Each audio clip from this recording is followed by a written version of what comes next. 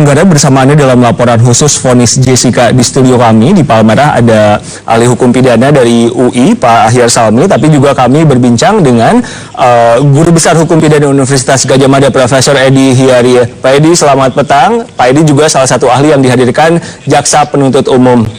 Pak Edi, selamat sore. Selamat sore, Mas Riko.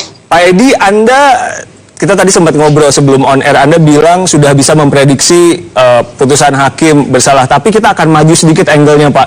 Tentu prosedur yang ada adalah banding. Seberapa kuat menurut Anda pertimbangan hakim tadi? Kalau saya melihat putusan hakim, bahwa ada sinkronisasi antara pertimbangan dan putusan. Artinya putusan itu sangat akurat. Dengan demikian, meskipun ada kemungkinan pada tingkat banding bisa lebih ringan, bisa lebih berat atau sama, tapi saya memiliki keyakinan sepertinya hakim pada pengadilan banding akan memperkuat putusan iudex faksi pada tingkat pertama atau pada pengadilan negeri. Karena semuanya juga baru kan, Prof ya? Majelisnya ya, baru dan lain-lain. Oh ya, betul. Itu hakim tinggi berbeda ya, hakimnya dengan di pengadilan negeri, tetapi yang dia periksakan hanya berkas. Dia akan memeriksa berita acara persidangan, lalu dia melihat apakah antara pertimbangan dan putusan itu ada yang tidak match ataukah tidak. Tetapi saya melihat tadi putusan itu sangat akurat karena ada sinkronisasi antara pertimbangan dan putusan, sehingga saya kok memiliki keyakinan bahwa banding yang dimohonkan oleh penasihat hukum sepertinya akan ditolak dan akan mengukuhkan putusan pada pengadilan negeri Jakarta Pusat. Prof Edi, tadi waktu Anda menjadi ahli di muka sidang, Anda mengatakan bahwa motif itu juga bisa atau tidak diperlukan, tapi tadi hakim juga mengatakan bahwa motifnya Jessica membunuh Mirna itu adalah karena iri dan juga sakit hati. Anda memandang itu seperti apa? Saya sudah mengatakan bahwa sebetulnya bukan persoalan motif itu ada atau tidak. Kalau dalam hal yang berencana, motif itu pasti ada. Persoalannya dari sisi hukum pidana, apakah motif itu perlu dibuktikan ataukah tidak. Konstruksi pasal 340 tidak perlu membuktikan motif. Bahwa tadi dalam putusan hakim menyinggung soal motif dalam rangka mengkonstruksi perbuatan pidana yang dilakukan oleh Jessica sehingga terlihat sempurna pembuktian yang dilakukan oleh penuntut umum. Kalau kita melihat dari vonis hakim 20 tahun yang sesuai dengan tuntutan jaksa juga 20 tahun, artinya apa? Artinya hakim begitu yakin dengan tuntutan yang disampaikan oleh penuntut umum. Artinya hakim begitu yakin dengan validitas dan bobot bukti yang diberikan oleh penuntut umum. Sehingga vonisnya sama persis dengan tuntutan penuntut umum. Prof Edi, yang juga membuat kita semua bertanya waktu tuntutan, kan hakim mengatakan, jaksa mengatakan bahwa tidak ada yang meringankan, tapi justru malah diberi tuntutan vonis 20 tahun penjara, padahal ada hukuman mati dan juga seumur hidup. Ini ada kaitannya dengan perjanjian kerjasama antara Australia Indonesia, atau seperti itu? Bisa Anda jelaskan lebih banyak soal ini, karena tentu orang awam tidak bisa memahami ini dengan mudah. Betul. Jadi kita punya undang-undang nomor 1 tahun 2006 tentang hubungan timbal balik dalam hukum pidana. Di situ kita lihat bahwa dalam kerjasama internasional, dalam mengungkapkan suatu kejahatan, itu biasanya adanya pidana mati itu merupakan suatu obstacle atau suatu halangan tersendiri. Artinya ketika kita mendapatkan, karena kita lihat Polda Metro Jaya ketika menyidik kasus Jessica ini juga, dia sampai ke Australia untuk melihat track record Jessica apakah pernah atau tidak terlibat perkara pidana. Di sini tentunya ada hal-hal yang bersifat gentleman agreement antara pemerintah Indonesia dan pemerintah Australia bahwa kita tidak bisa lalu kemudian menuntut hukuman mati, kendati pun pasal 340 itu ancaman pidana mati ada. Itu karena Jessica-nya sempat berdomisili di Australia, Pak? Sesimpel itu atau gimana? Oh tidak, permanent residence itu kan? Tidak. Ini lebih pada suatu kerjasama internasional. Artinya, oke, pemerintah Australia siap membantu, bahkan mereka bersedia untuk mengirimkan saksi kepolisian dari Australia, tetapi tentunya dengan suatu negosiasi bahwa terhadap yang bersangkutan tidak boleh dituntut pidana mati. Dan saya melihat artinya penuntut umum dalam hal ini Kejaksaan Agung, karena kejaksaan itu merupakan satu kesatuan, itu memegang komitmen, Oke. Prof. Edi Hiarie masih bersama kita lagi nanti. Kami agak kesulitan sinyal, tapi nanti kita akan perbaiki. Pak Ahyar, bagian mana dari pertimbangan hakim tadi dan juga putusan-putusan hakim yang membuat Anda juga seperti Prof. Edi tadi, dari awal udah yakin nih hakim akan memutus bersalah Jessica? Bagian mana? Saat apa? Hakim saat bertanyakah? Oh ya, itu bisa kita lihat ya ketika pertanyaan-pertanyaan yang didalami oleh hakim. Tambah lagi di saat pembacaan duplik, itu kan majelis ini menanyakan kembali kepada terdakwa, dalam hal ini Jessica ya, apakah dia ada rasa menyesalkan, ada yang kayak begitu ya.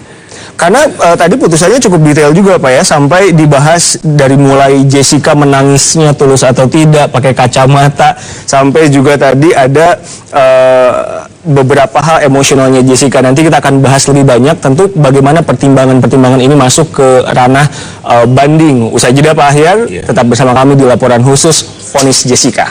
Dengan ahli hukum pidana dari Universitas Gadjah Mada dan juga Universitas Indonesia, Pak Ahyar dari UI ada di studio, Prof. Edi Hiarie ada di kampusnya di UGM. Nanti kita akan ngobrol lagi. Pak Ahyar, tadi kalau kita lihat pertimbangan dan putusan hakim tampaknya lebih banyak mengambil dari saksi dan ahli JPU.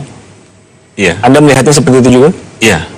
Banyak yang diabaikan dari kubu Jessica? Sebetulnya itu dari awal hakim kan sudah mengatakan, bukan berarti tidak dipertimbangkan menurut saya ya. Ketika awal-awal hakim sudah ngelihatkan, karena ahli yang dihadirkan oleh pihak JPU ini memegang alat buktinya yang ini, sementara ahli-ahli yang dihadirkan oleh pihak penasihat hukum kan dia tidak memegang dokumen yang aslinya. Sehingga oleh karena itu dia akan pegang apa yang ada ini. Itu sudah pertimbangan juga. Karena menurut dia kan ini kan ibaratnya kan ini yang primernya, ini yang sekundernya ini. Dia lebih pegang yang utama. Itu di awal seingat saya tadi, tolong bisa dilihat lagi nanti sudah dibahas di situ. Dia memang tidak membahas secara rinci, tapi secara global kan dia sudah kemukakan di atas. Oke, hal apa lagi yang Anda lihat tadi? Karena kan kalau saya melihat hakim betul-betul detail seperti tangisan Jessica itu tulus atau tidak, sampai dibahas tadi ada ingus Jessica menyentuh dan biasanya dia tidak memakai kacamata. Anda melihat hakim ini lebih detail atau memang dari awal sudah jelas arahnya kemana? Apa maksudnya? Iya, kalau menurut saya memang detail ya. Tentu dia akan ingin melihat ini kan apa sih di balik tangis ini sebenarnya. Itu udah lebih dalam. Kesanubarinya, ini apakah dari dalam tangis atau bukan? Kan itu yang ingin dia menilai. Kalau apa bedanya kalau dia dalam dari bukan? Tentu dialah yang akan tahu. Manfaatnya nanti adalah terhadap keyakinan dia. Larinya keyakinan hakim. Hakim nggak yakin terhadap tangisan Jessica, karena dia bahas tadi. Ini detil menurut saya ya. Jarang juga saya melihat keputusan sedetil ini. Dilihat juga air matanya tidak ada sampai ke sikunya, begitu kan? Jadi memang diperhatikan betul.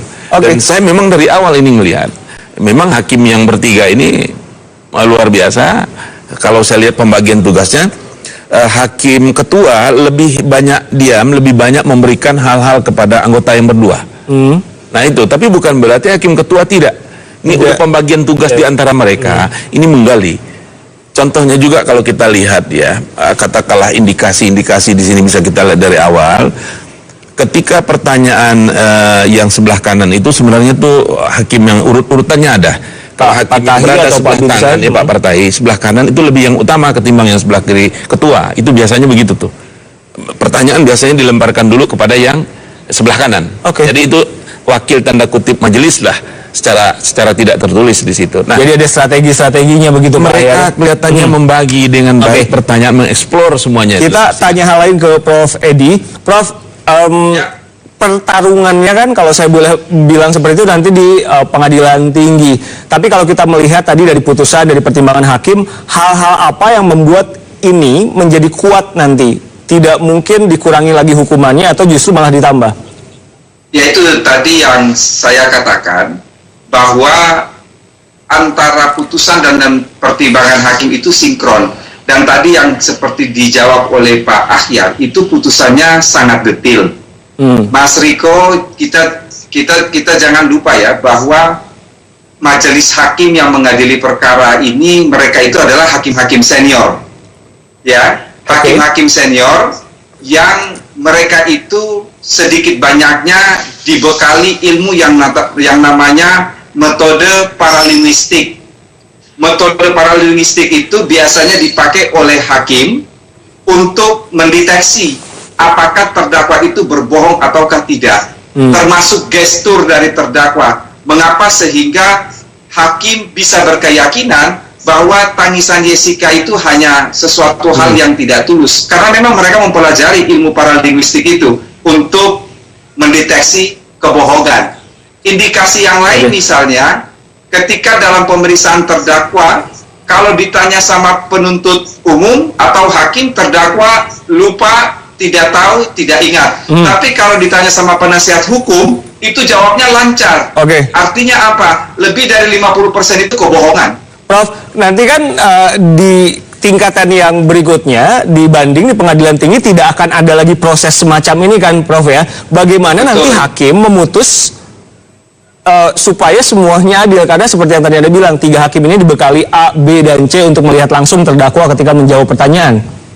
Ingat bahwa di pengadilan tinggi yang diperiksa kan hanya berkas.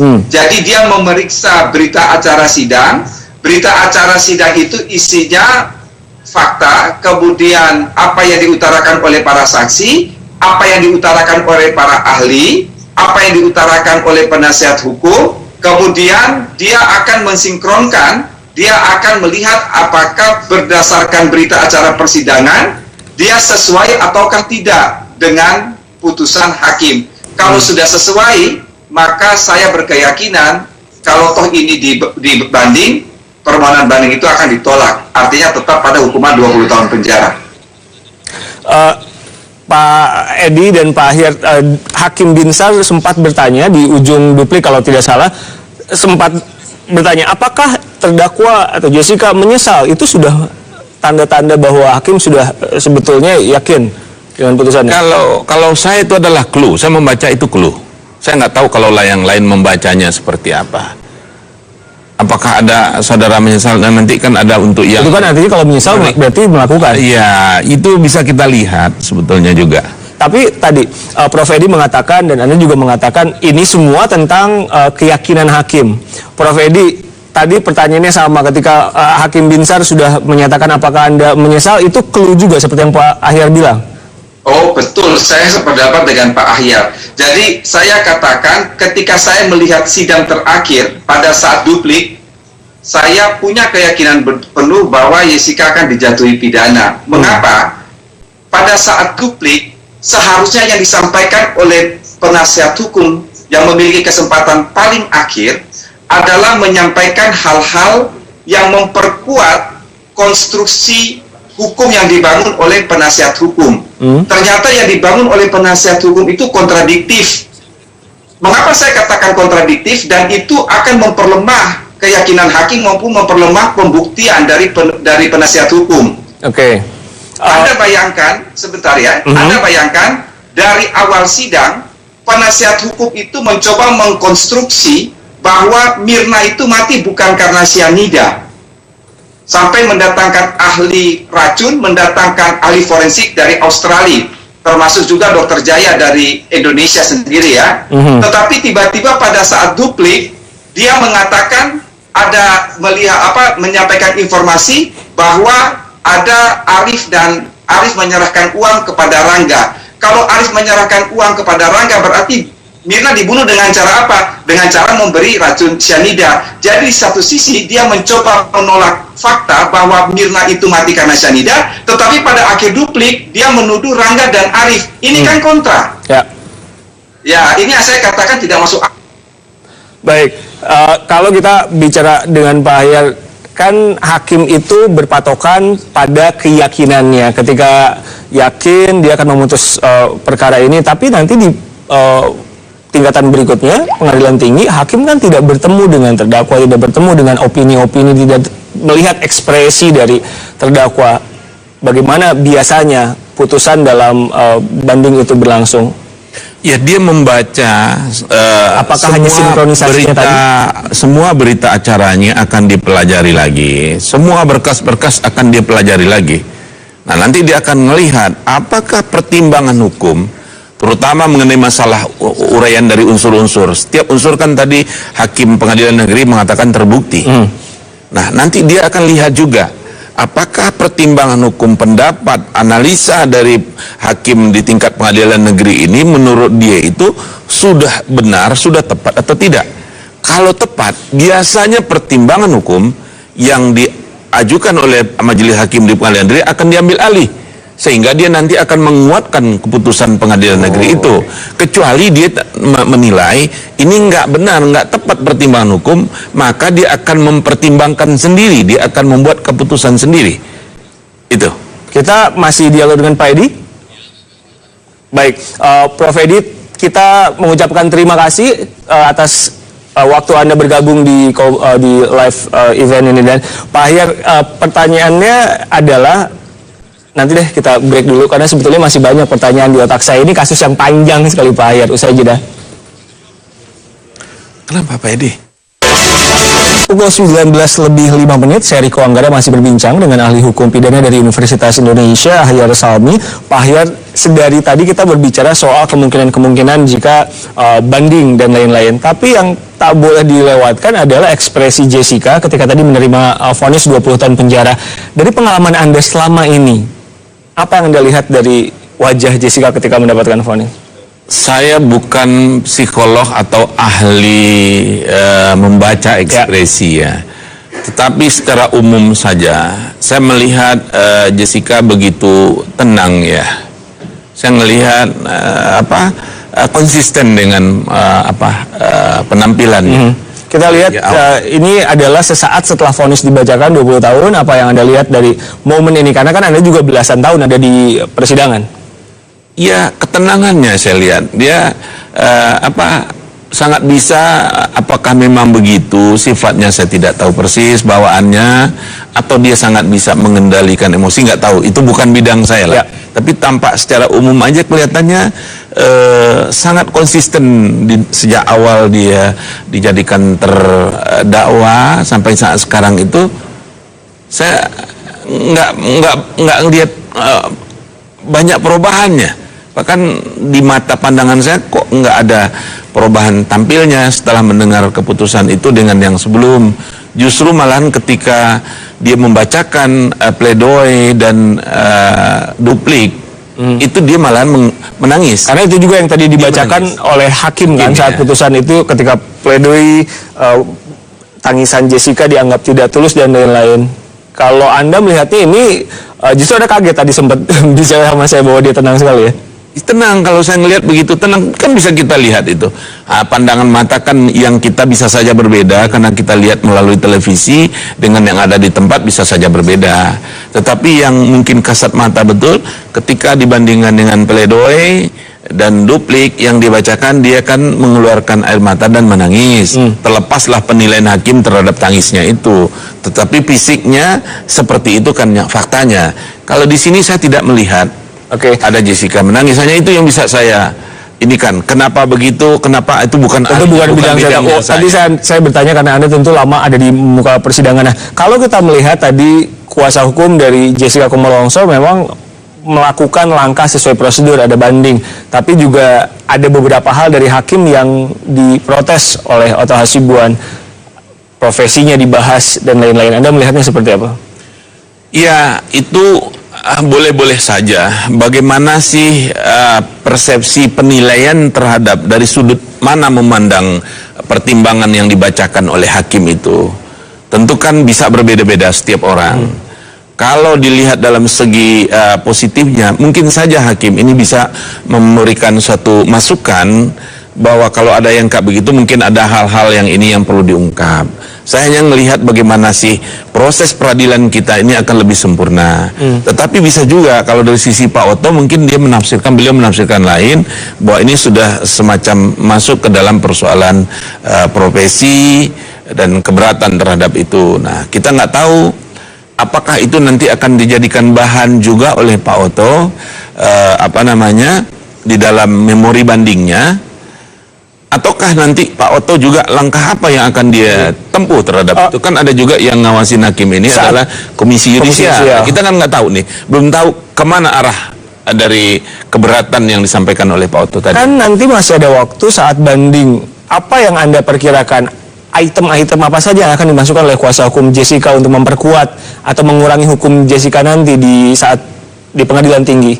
Yang pasti nanti akan membantah seluruh pertimbangan hakim. Pasti itu akan dibahas satu persatu oleh penasihat hukum. Siapa kan kita belum tahu juga siapa penasihat hukumnya Jessica pada saat banding nanti di dalam membuat memori bandingnya.